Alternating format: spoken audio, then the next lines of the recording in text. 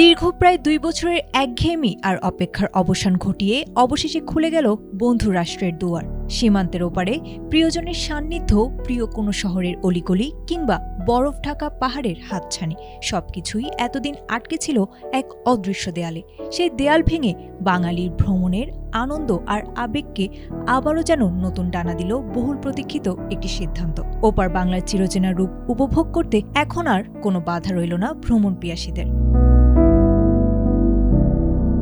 2024 সালের 5 আগস্টের রাজনৈতিক পট পরিবর্তন ও নিরাপত্তাজনিত কারণে বন্ধ থাকার পর অবশেষে রোববার থেকে শুরু হলো ঢাকা, চট্টগ্রাম সহ দেশের প্রধান 5টি আইভ্যাক কেন্দ্রে ভারতীয় পর্যটন ভিসার আবেদন গ্রহণ। নতুন হাইকমিশনার দীনেশ ত্রিবেদী দায়িত্ব নেয়ার পরপরই এই ঘোষণা দেন।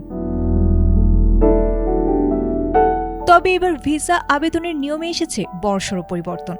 এখন থেকে আইভ্যাকের সশরীরে যাওয়ার অন্তত একদিন আগে অনলাইনে বুক করতে হবে অ্যাপয়েন্টমেন্ট স্লট। প্রতিদিন দুপুর 2টা থেকে বিকেল 4টা 30 মিনিটের মধ্যে নির্ধারিত পোর্টালে মূল আবেদনপত্রের PDF ফাইল আপলোড করে ইমেইল ও মোবাইলের OTP দিয়ে সাইন আপ করতে হবে। এরপর সন্ধ্যা 6টায় স্লট উন্মুক্ত হলে লগ ইন করে পরের দিনের অ্যাপয়েন্টমেন্ট নিশ্চিত করতে হবে।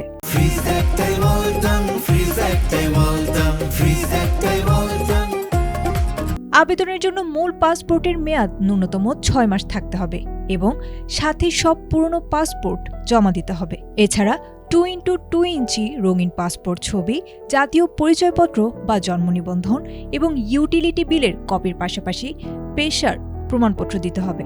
আর্থিক সক্ষমতার প্রমাণ হিসেবে লাগবে $150 এন্ডোর্সমেন্ট বা হালনাগাদ ব্যাংক স্টেটমেন্ট। ট্যুরিস্ট ভিসার কোনো সরকারি ফি না থাকলেও অ্যাপয়েন্টমেন্টের সময় অনলাইনে পরিশোধ করতে হবে $1,500 আইভ্যাক প্রসেসিং চার্জ। কর্তৃপক্ষ জানিয়েছে, অনলাইনে একবার ফর্ম জমা দিলে আর সংশোধনের সুযোগ থাকবে না। তাই সব তথ্য একাধিকবার যাচাই করার এবং ভবিষ্যতের জন্য ওয়েব ফাইল নাম্বার সংরক্ষণ করার পরামর্শ দেওয়া হয়েছে। আবেদন জমা দেওয়ার পর ভিসা প্রসেস হতে ন্যূনতম 3 কার্যদিবস সময় লাগতে পারে বলে জানা গেছে। আয়েশা আক্তার, ATN বাংলা।